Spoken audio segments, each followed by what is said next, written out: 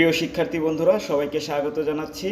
আজকের এই ভিডিওতে রয়েছে Dhaka board, Dinajpur board, Jessore board এবং সিলেট বোর্ডে 2018 সালে এইচএসসি পরীক্ষায় আগত ইংরেজি প্রথম পত্র প্রশ্ন এবং তার সমাধান। আশা করি এই প্রশ্ন এবং তার সমাধান ইংরেজিতে ভালো প্রস্তুতি নিতে তোমাদের জন্য সহায়ক হবে।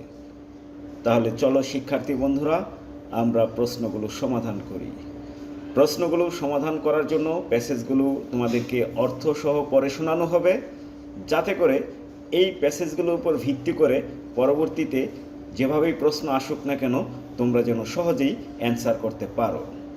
প্রথম প্যাসেজের উপর ভিত্তি করে 5টি এমসিকিউ এবং 5টি প্রশ্ন ছিল। চলো আমরা প্যাসেজটি পড়ি।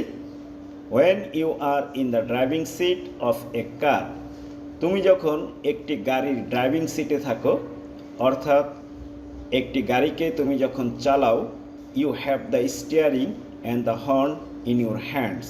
তোমার হাতে থাকে স্টিয়ারিং, গাড়িকে ডানে নেওয়ার জন্য, বামে নেওয়ার জন্য যেই গোলাকার জিনিসটা ব্যবহার করা হয় সেটাকে স্টিয়ারিং বলা হয়, এবং হর্ন এটা তোমার হাতে থাকে।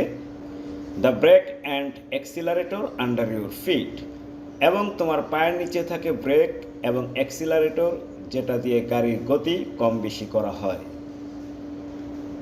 আইজ open looking ahead left and right, চোখ খোলা থাকে, সামনে তাকাতে হয়, ডানে বামে খেয়াল রাখতে হয়, অর্থাৎ সবসময় সজাগ দৃষ্টি থাকতে হয়। The same can be said about a motorcycle rider, একজন মোটরসাইকেল রাইডারের ক্ষেত্রেও একই জিনিস বলা যেতে পারে, উইথ সাম মডিফিকেশনস, হয়তো কিছুটা এদিক সেদিক হতে পারে। This are all very visible, আর এই সকল জিনিস দৃশ্যমান। বাট বিহাইন্ড অল, কিন্তু সব কিছুর পিছনে, there is something that keeps working unseen, এমন কিছু রয়েছে যেটা আনসিন এবং সেটা কাজ করতে থাকে। And that is the central processing unit, CPU, your brain, আর সেই জিনিসটা হলো তোমার ব্রেইন, যেটাকে তুলনা করা হয়েছে কম্পিউটারের সিপিইউর সাথে, যেটা দেখা যায় না কিন্তু সব সময় কাজে ব্যস্ত থাকে, কাজ করতে থাকে। CPUs are artificially intelligent machine, CPU হলো কৃত্রিম বুদ্ধিমত্তার একটি machine, that are program to do specific jobs, যেটাকে তৈরি করা হয়েছে নির্দিষ্ট কিছু কাজ করার জন্য, under fixed conditions and judgments, কিছু নির্দিষ্ট পরিস্থিতি এবং বিচার বিশ্লেষণের মাধ্যমে। But the human brain is intelligent by nature, কম্পিউটারের সিপিইউ যেটা আর্টিফিশিয়াল, কিন্তু মানুষের ব্রেইন স্বভাবগতভাবেই স্বাভাবিকভাবেই intelligent. It is the most sophisticated machine, এটা হলো সবচাইতে আধুনিক অথবা বাস্তব ধর্ম machine, that is able to operate on ever changing conditions and standards of judgment, যেটা অ্যাবল, সক্ষম কাজ করতে যে কোনো পরিবর্তিত পরিস্থিতির সাথে এবং স্ট্যান্ডার্ড মানদণ্ডের সাহায্যে বিচার বিশ্লেষণের মাধ্যমে। As conditions in the traffic keep invariably changing, traffic মানে হলো যানবাহন, যানবাহনের পরিস্থিতি যেহেতু সবসময় পরিবর্তিত হয়, this virtue of sophistication of your brain must be at work when you are driving, তোমার যে ব্রেইনের যে বুদ্ধিমত্তার যে গুণ রয়েছে সেটা সবসময় কাজ করতে হবে যখন তুমি ড্রাইভিং করতে থাকো। The difference between traffic in the roots and highways, রাস্তা এবং হাইওয়েতে যে যানবাহন রয়েছে, অ্যান্ড রেসিং সার্কিট, এবং তাদের সাথে যে রেসিং সার্কিট রয়েছে, রেস করার জন্য যে বিশেষ এক ধরনের গাড়ি ব্যবহার করা হয়, must not be blaring inside you, এটা নিয়ে অবশ্যই তোমাকে অস্পষ্টতা করবে না। এই দুটা জিনিসের মধ্যে পার্থক্য রয়েছে, রাস্তার গাড়ি চালানো আর রেস করার জন্য গাড়ি চালানো দুটো ভিন্ন জিনিস, এটা তোমার মধ্যে কোনো অস্পষ্টতা তৈরি করবে না। Never imagine your self to be a Michael Schumacher driving an F1 at 300 mile per hour, কখনোই নিজেকে মাইকেল শুমাকারের সাথে, যিনি একজন রেসার, গাড়ি রেস করে থাকেন, F1 নামক গাড়িটি 300 মাইল পার আওয়ার যিনি ড্রাইভিং করে থাকেন, তার সাথে নিজেকে কখনো তুলনা করো না, কখনো কল্পনা করো না। Leave no room for fantasy. ফ্যান্টাসির কোনো স্থান নেই, ফ্যান্টাসির কোনো জায়গা নেই, কল্পনা বিলাসিতা এগুলোর কোনো জায়গা নেই। You must always be ready to encounter unexpected behaviour from any vehicle or pedestrian. যে কোনো যানবাহন অথবা পথিকের যে কোনো অপ্রত্যাশিত ঘটনা আচরণকে মুখোমুখি হওয়ার জন্য তোমাকে সবসময় প্রস্তুত থাকতে হবে। Keep your cool is easy to advice. নিজেকে ঠান্ডা রাখা, নিজেকে শান্ত রাখা এটা সহজ অ্যাডভাইস করা, বাট ডিফিকাল্ট টু মেনটেন, কিন্তু মেনে চলা খুবই কঠিন। Still you must always restrain your self. তা সত্ত্বেও সবসময় নিজেকে বিরত রাখতে হবে, সংবরণ রাখতে হবে। বিকজ কারণ at the end of the day, দিন শেষে you don't want to be regarded as a killer. তুমি নিশ্চয়ই একজন কিলার হিসেবে বিবেচিত হতে চাও না। Now you see the last thing that differentiates you from a computer is your conscience. এখন তুমি যেটা দেখতে পাচ্ছ সেটা হলো কম্পিউটার থেকে তোমাকে যে জিনিসটা আলাদা করেছে সেই জিনিসটা হলো কনসায়েন্স, সেই জিনিসটা হলো বিবেক। কম্পিউটারের বিবেক নেই, তোমার বিবেক রয়েছে। মানুষ দ্বারা কম্পিউটার আবিষ্কার হয়েছে, সুতরাং কম্পিউটারের বুদ্ধি মানুষের চেয়ে বেশি হওয়ার কোনো সুযোগ নেই। অবশ্যই মানুষের বুদ্ধি, মানুষের বিচার বিশ্লেষণ করার ক্ষমতা কম্পিউটার থেকে 1000 গুণ বেশি। চলো আমরা এই প্যাসেজের উপর ভিত্তি করে এখন এমসিকিউগুলো সমাধান করব। What could be the closest meaning for modification? Modification মানে হলো কিছুটা পরিবর্তন, সংযোজন, বিয়োজন। An alteration or adjustment to something. Sophisticated আধুনিক, advanced, invariably, always. The human brain is called Central Processing Unit CPU because it is the center of all activities. আমরা যা কিছু চিন্তা করি, যা কিছু করে থাকি, সব ব্রেনের বহিঃপ্রকাশ। The best synonym of encounter. এনকাউন্টারের বেস্ট সিনোনিম হলো ফেস করা, মোকাবেলা করা। 5টি এমসিকিউ শেষ হলো, এখন আমরা 5টি প্রশ্নের উত্তর দেখব। প্রথম প্রশ্ন, what kind of skill does car driving require? Car driving করার জন্য কোন ধরনের স্কিল দরকার? কার ড্রাইভিং করার জন্য 2 ধরনের স্কিল দরকার, টেকনিক্যাল স্কিল দরকার এবং সবসময় নিজেকে সজাগ রাখতে হবে, নিজেকে প্রস্তুত রাখতে হবে যে কোনো কিছু ফেস করার জন্য, যে কোনো কিছু মোকাবেলা করার জন্য। Car driving requires both technical and mental skills. Car ড্রাইভিংয়ের জন্য টেকনিক্যাল জ্ঞানও থাকতে হবে এবং মানসিক একটা দক্ষতা সেটাও থাকতে হবে। The person who is driving, যে ব্যক্তি ড্রাইভিং করছেন, শুড বি অলওয়েজ ভিজিলেন্ট, সবসময় তাকে সতর্ক থাকতে হবে। সুতরাং one should have these skills, একজনের অবশ্যই এই গুণগুলো থাকতে হবে to drive a car properly, যথাযথভাবে একটি গাড়িকে চালানোর জন্য। What is meant by eyes open looking ahead, left and right? সামনে তাকানো, ডানে তাকানো, বামে তাকানো, দ্যাট মিন্স তোমাকে সবসময় সজাগ দৃষ্টি রাখতে হবে যে কোনো পরিস্থিতি মোকাবেলা করার জন্য। আমরা অ্যান্সারটা এখানে একটু দেখে নিই। The phrase eyes open looking ahead, left and right refers to the fact that a driver must observe carefully what is happening around him. তার চারপাশে কি ঘটছে সবসময় কেয়ারফুলি অবজার্ভ করতে হবে, সো দ্যাট যাতে করে হি ক্যান বি প্রিপেয়ার্ড, সে প্রস্তুত হতে পারে, to avoid and handle any unexpected situation, avoid করার জন্য এবং হ্যান্ডেল করার জন্য যে কোনো অপ্রত্যাশিত পরিস্থিতি। Why is human brain called the most sophisticated machine? আমরা এই অ্যান্সারটা প্যাসেজে দেখব। এই অ্যান্সারগুলো প্যাসেজে আছে, একটু ঘুরিয়ে ফিরিয়ে আছে, তাই প্যাসেজে না দেখিয়ে সরাসরি দেখানো হলো। এটা আমি প্যাসেজ থেকে দেখানোর চেষ্টা করব। মানুষের ব্রেনকে সফিস্টিকেটেড মেশিন কেন বলা হয়, আমরা সেই লাইনটা আগে খুঁজে বের করব। ইট কি human brain is the most sophisticated machine because, এখানে আমরা দ্যাট না দিয়ে বিকজ দিব, because it is able to operate on ever changing conditions and standards of judgment. উত্তরটি হয়ে গেল। অল্প একটু পরিবর্তন করলাম, আর কেউ যদি পরিবর্তন না করে এই অংশটা হুবহু লেখে, তারপরে উত্তরটা হয়ে যাবে। How do CPUs and brains differ? CPU এবং ব্রেইন দুটার মধ্যে কিভাবে পার্থক্য রয়েছে আমরা এটাও কিন্তু চাইলে প্যাসেজ থেকে লিখতে পারি। এখান থেকে লিখব, CPUs are artificially intelligent machines that are program to do specific jobs under fixed conditions and judgements.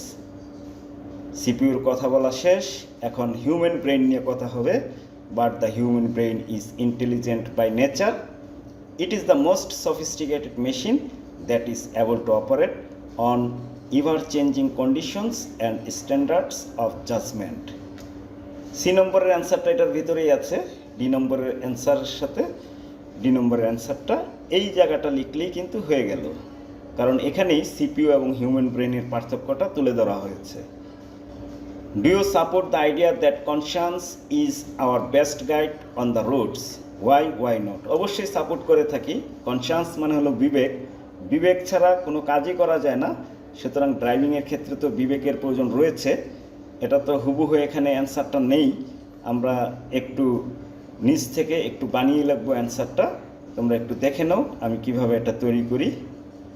Yes, I support the idea that conscience is our best guide on the roads as it tells us, কারণ এটা আমাদের বলে থাকে what is wrong and what is right, কোন জিনিস ভুল কোন জিনিস সঠিক। Nothing can be compared with conscience, কনসায়েন্সের সাথে কোনো কিছুই তুলনা করা যেতে পারে না। while ড্রাইভিং করার সময় conscience is the best guide, conscience হলো সবচেয়ে বড় পথ প্রদর্শক টু হ্যান্ডেল এনি সিচুয়েশন, যে কোনো সিচুয়েশনকে মোকাবেলা করার জন্য। 5টি প্রশ্ন উত্তর এখানেই শেষ হলো। আমরা এখন 2 নম্বর প্যাসেজে চলে আসলাম, যেখান থেকে ফ্লো চার্ট লিখতে হবে। চলো আমরা প্যাসেজটি একটু পড়ে নিই। Conflict can be described as a disagreement, কনফ্লিক্টকে বর্ণনা করা যেতে পারে মতের মিল না থাকা, এগ্রিমেন্ট না থাকা, এমন গ্রুপস অর ইন্ডিভিজুয়ালস, বিভিন্ন গ্রুপের মধ্যে অথবা ব্যক্তির মধ্যে, ক্যারেক্টারাইজড বাই অ্যান্টাগনিজম অ্যান্ড হোস্টালিটি, শত্রুতা এবং বৈরিতা, এটার দ্বারাই এটাকে চরিত্রায়িত করা হয়ে থাকে। This is usually fuelled by the opposition of one party to another, এক পার্টি আরেক পার্টিকে এটা উস্কে দিয়ে থাকে, এটাকে জ্বালানি দিয়ে থাকে। In an attempt to reach an objective different from that of the other party, এমন একটা লক্ষ্যে পৌঁছাতে চায় যেটা অন্য পার্টি থেকে অন্য দল থেকে ডিফারেন্ট হয়ে থাকে, আলাদা হয়ে থাকে। The elements involved in the conflict have varied sets of principles and values, বিভিন্ন মতাদর্শ মূল্যবোধ এগুলোর উপর ভিত্তি করে কনফ্লিক্টের উপাদানগুলো হয়ে থাকে, ঝগড়ার উপাদানগুলো হয়ে থাকে। Das allowing A conflict to rise, এভাবেই একটি কনফ্লিক্ট তৈরি হয়। একটি দলের সাথে আরেকটি দলের যখন মতের মিল না থাকে, অথবা এমন একটা লক্ষ্যে পৌঁছাতে চায় যেটা অন্য একটা দলের জন্য ভিন্ন লক্ষ্য, তখনই কিন্তু কনফ্লিক্ট তৈরি হয়ে থাকে। কনফ্লিক্ট তৈরি হওয়ার জন্য বিভিন্ন প্রিন্সিপালস রয়েছে, ভ্যালুস রয়েছে, এক একজনের মূল নীতি মূল্যবোধ আলাদা আলাদা হয়ে থাকে, আর এভাবেই কিন্তু কনফ্লিক্টের তৈরি হয়। Conflict can be defined in many ways, অনেকভাবেই কনফ্লিক্টকে সংজ্ঞায়িত করা যেতে পারে, but one of the simplest is that it pertains to the opposing ideas and actions of different entities, বিভিন্ন পরিচয়, বিরোধী দলের যে আইডিয়া এবং অ্যাকশন, তাদের কাজকর্ম, তাদের যে ধারণা, তাদের একটা অংশ হওয়া। সিম্পলেস্ট ইজ দ্যাট ইট পারটেইনস, অর্থাৎ আমি যেটা ভাবছি বিরোধী দল সেটা অন্যরকম ভাবছে, আমি যেটা চিন্তা করছি তারাও সেটা চিন্তা করছে কিন্তু অন্যভাবে চিন্তা করছে। পারটেইনস মানে হলো অংশ হওয়া টু দ্য অপোজিং আইডিয়াস, বিপরীত দলের আইডিয়ার সাথে অ্যাকশনের সাথে, অফ ডিফারেন্ট এন্টিটিস, যাদের আলাদা সত্তা রয়েছে আলাদা পরিচয় রয়েছে। এভাবে কিন্তু একটা কনফ্লিক্টের সূচনা হয়, resulting in an antagonistic state, আর এভাবেই একটা বৈপরীত অবস্থা তৈরি হয়। Conflict is an inevitable part of life, কিন্তু তারপরেও কনফ্লিক্ট জীবনের একটি অবিচ্ছেদ্য অংশ, অর্থাৎ কনফ্লিক্ট মানুষের জীবনেরই একটি অংশ। All of us possess our own opinions, ideas and sets of beliefs. আমরা সবাই আমাদের নিজস্ব মতামত রয়েছে, আইডিয়া রয়েছে এবং নির্দিষ্ট কিছু বিশ্বাস রয়েছে। We have our own ways of looking at things. আমাদের নিজস্ব একটা পদ্ধতি রয়েছে, নিজস্ব একটা সিস্টেম রয়েছে যেভাবে আমরা একটা জিনিসকে দেখে থাকি, and we act according to what we think is proper. এবং আমরা সেভাবেই কাজ করে থাকি যেটা আমরা চিন্তা করে থাকি যে এটাই সঠিক। Hence, সেহেতু we often find ourselves in conflict in different scenarios. এভাবেই আমরা বিভিন্ন দৃশ্যে আমরা নিজেদেরকে খুঁজে পাই বিভিন্ন কনফ্লিক্টে। It may involve other individuals, groups of people or a struggle within our own selves. এটার সাথে ইনভলভ থাকতে পারে বিভিন্ন ব্যক্তি অথবা বিভিন্ন দল অথবা নিজের সাথেই একটা যুদ্ধ হতে পারে। কনসিকুয়েন্টলি, পরিণামে, ফলশ্রুতিতে, conflict influences our actions and decisions in one way or another. Conflict এভাবেই আমাদের কাজকে, আমাদের সিদ্ধান্তকে একভাবে না হয় আরেকভাবে প্রভাবিত করে থাকে। মূলত এটা কনফ্লিক্ট নিয়ে, কনফ্লিক্ট মানে হলো সংঘর্ষ, মতের মিল না থাকা, এবং আমরা কিন্তু প্রাত্যহিক জীবনে ছোট হোক বড় হোক বিভিন্নভাবে কনফ্লিক্টে লিপ্ত হয়ে থাকি। এখন এই জায়গাটা আবার পড়তে হবে মনোযোগ দিয়ে যে আসলে কি চেয়েছে। Read the following text and make a flow chart showing the causes and aspects of conflict. কনফ্লিক্টের অ্যাসপেক্টস, ক্ষেত্র এবং কারণগুলো বর্ণনা করতে হবে। একটি কারণ অলরেডি বর্ণনা করা আছে, disagreement among groups of individuals. বিভিন্ন ইন্ডিভিজুয়াল গ্রুপসের মধ্যে ডিসএগ্রিমেন্ট থাকা। আরও অনেক কারণ এখান থেকে আমরা খুঁজলেই কিন্তু পেয়ে যাব। অ্যান্সারগুলো অবশ্যই বক্স করে লিখতে হবে। এরকম বক্স যদি জায়গা না হয় তাহলে উপর নিচে লিখতে হবে, নিচে নিচে হবে বক্সগুলো। একটা তো এখানে দেওয়াই আছে, রাইভালরি অ্যামং পার্টিস, বিভিন্ন দলের মধ্যে শত্রুতা থাকা। Varied sets of principles and values, বিভিন্ন মতাদর্শ, নীতি এগুলোর তারতম্য হওয়া। Opposition of ideas and action, ideas এবং অ্যাকশনের বিরোধিতা থাকা জীবনের একটা অংশ। Influences on our actions and decisions, action এবং ডিসিশনকেও প্রভাবিত করে। এভাবেই কিন্তু কনফ্লিক্ট তৈরি হয়ে থাকে। 3 নম্বর প্যাসেজে চলে আসলাম। এই প্যাসেজের উপর ভিত্তি করে সামারি লিখতে হবে। এটা সামারি লিখতে হবে। সামারিটা তোমাদের সুবিধার জন্য এখানে দিয়ে দেওয়া হচ্ছে, প্রয়োজনে তোমরা ভিডিওটি পজ দিয়ে সামারিটি লিখে নিতে পারো। আমরা এখন 4 নম্বর প্রশ্নে চলে আসলাম। এখানে 12টি অপশন রয়েছে, কখনো 14টি অপশন থাকে। 2টি অপশন এখানে বেশি রয়েছে। এই অপশনগুলো দিয়ে এই শূন্যস্থানগুলো পূরণ করতে হবে। প্রয়োজন অনুযায়ী ওয়ার্ডগুলোর ধরন একটু পরিবর্তন হতে পারে। Make any grammatical change if necessary, প্রয়োজন হতেও পারে নাও হতে পারে। মার্কস হলো 5। ম্যানস ডিগনিটি, মানুষের যে মর্যাদা, ডিপেন্ডস আপন হিজ ওয়ার্কস, তার কাজের উপর নির্ভরশীল। Man is a rational being on earth, মানুষ হলো পৃথিবীতে একটি বুদ্ধিদীপ্ত প্রাণী। He is to work for others, তাকে কাজ করতে হয় অন্যের জন্য। এখানে ওয়ার্ক রয়েছে। He should not be proud, তাকে গর্বিত হওয়া উচিত নয়। If he is of blue blood, blue blood মানে হলো অভিজাত বংশ, এটি একটি বাগধারা। সে যদি উচ্চ বংশের হয়ে থাকে, অভিজাত বংশের হয়ে থাকে, তাকে গর্ব করা উচিত নয়। হি শুড বি রেডি, তাকে সবসময় প্রস্তুত থাকতে হবে। To help any class of man, যে কোনো শ্রেণীর মানুষকে হেল্প করার জন্য তাকে প্রস্তুত থাকতে হবে। The man whom he is helping, সে যে ব্যক্তিকে সাহায্য করছে, মে বি ইনফেরিয়র, হতে পারে অধীনস্থ বা নিচু বংশে তার জন্ম। টু হিম বাই বার্থ, জন্মগতভাবে। But after all he is a man, কিন্তু সর্বোপরি তিনি একজন ব্যক্তি, তিনি একজন মানুষ।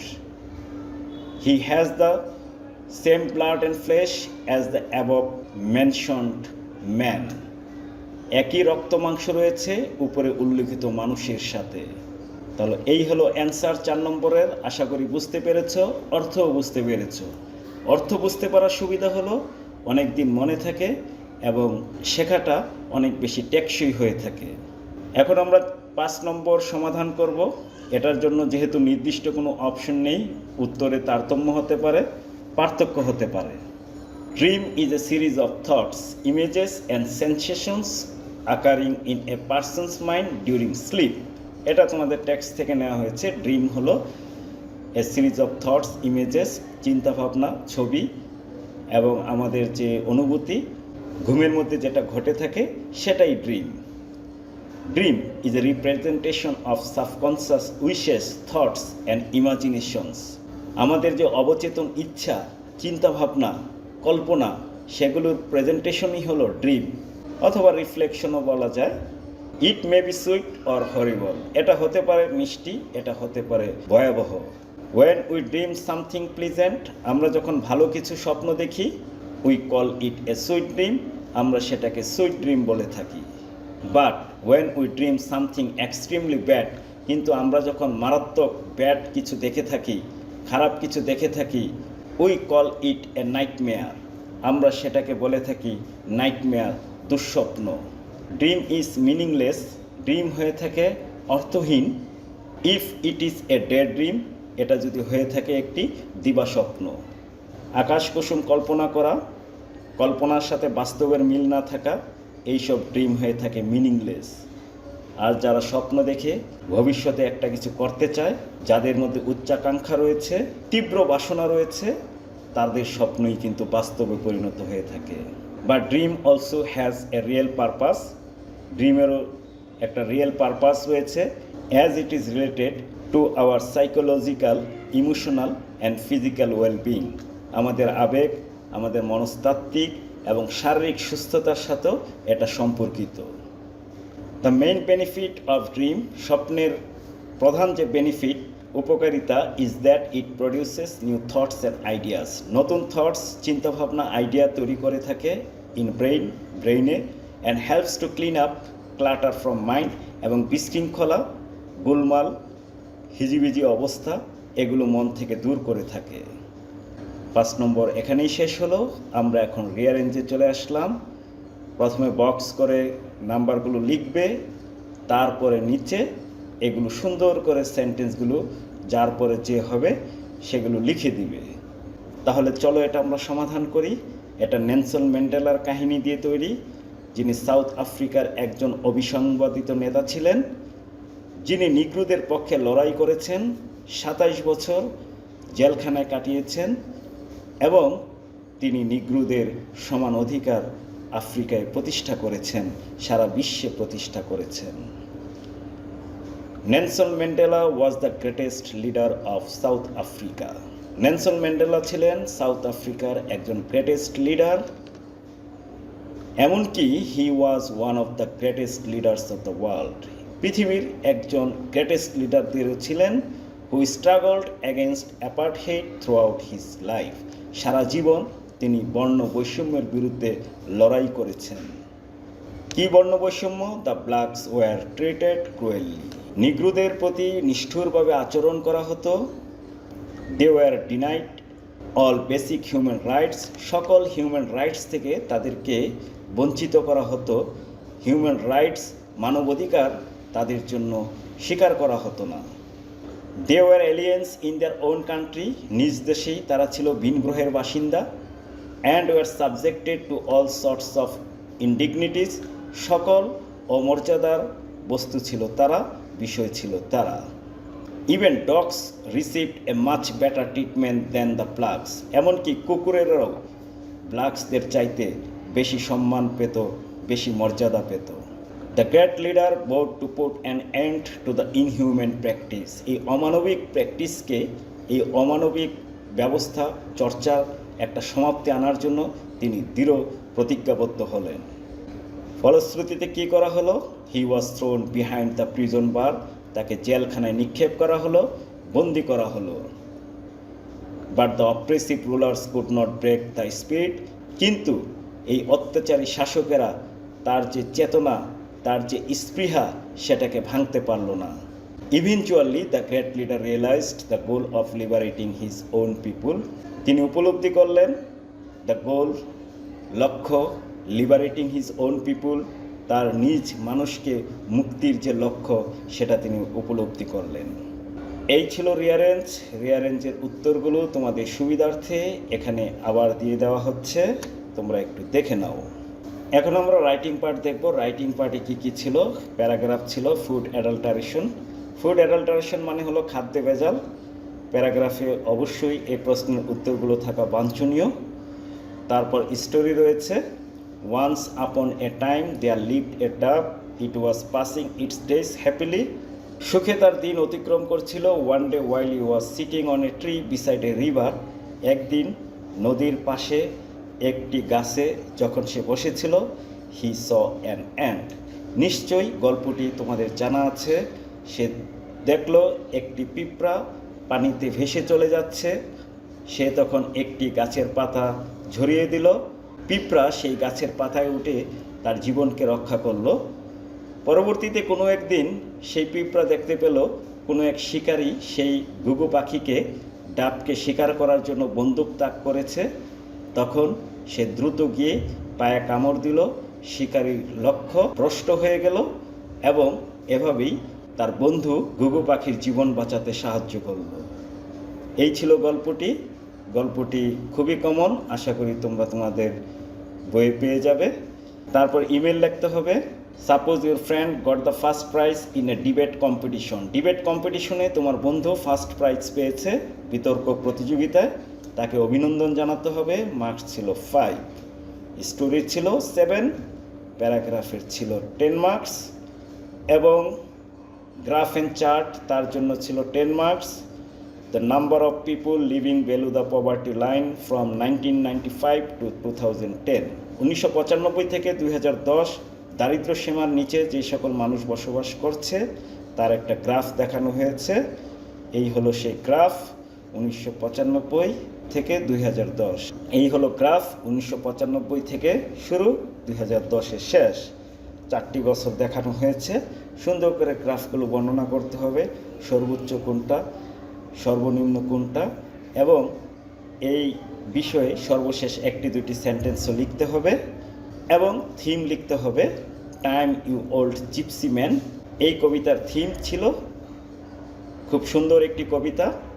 বৃদ্ধ যাযাবরের সাথে তুলনা করা হয়েছে সময়কে। সে কখনো কারো জন্য থামে না, সবসময় চলতেই থাকে। এই নিয়ে থিমটা তৈরি করা হয়েছে তোমাদের সুবিধার্থে। থিম এটাও কিন্তু এখানে দিয়ে দিচ্ছি। এই কবিতার মধ্যে পড়লে দেখা যাবে সময়কে বিভিন্নভাবে প্রলুব্ধ করা হয়েছে, বিভিন্ন অফার দেওয়া হয়েছে জাস্ট একটু থামার জন্য, তার অতিথি হওয়ার জন্য, কিন্তু তাকে কোনোভাবেই প্রলুব্ধ করা যায়নি। এবং এই কবিতা দ্বারা এটাই প্রমাণিত হয়েছে সময় তার আপন গতিতে চলে।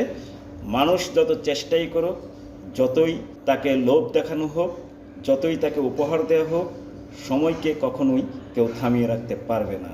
Time is very precious and never stops for anyone. Man can try their best to pause it, চেষ্টা করতে পারে এটাকে পজ দেওয়ার জন্য, but nothing can make it stop. প্রিয় শিক্ষার্থী বন্ধুরা, এই প্রশ্নের মাধ্যমে 2018 সালে Dhaka board, Dinajpur board, Jessore board এবং সিলেট বোর্ডে যে প্রশ্নটি এসেছিল ইংরেজি প্রথম পত্রে, তার সমাধান দেখতে পেলে আশা করি তোমরা কিছুটা হলেও উপকৃত হয়েছ। এই চ্যানেলে বিভিন্ন সালের এইচএসসি পরীক্ষার ইংরেজি প্রথম পত্র এবং দ্বিতীয় পত্রের সমাধান রয়েছে, প্লেলিস্ট আকারে রয়েছে। সেই লিঙ্কগুলো এই ভিডিও ডিসক্রিপশনে তোমরা পেয়ে যাবে। প্রত্যেকটি ভিডিও নিয়মিত আপডেট পাওয়ার জন্য চ্যানেলটি তোমরা সাবস্ক্রাইব করে রাখো। পরিশেষে সবার উজ্জ্বল ভবিষ্যৎ কামনা করে আজকের মতো এখানেই বিদায় নিচ্ছি। সবাই ভালো থাকবে, সুস্থ থাকবে। আল্লাহ হাফিজ।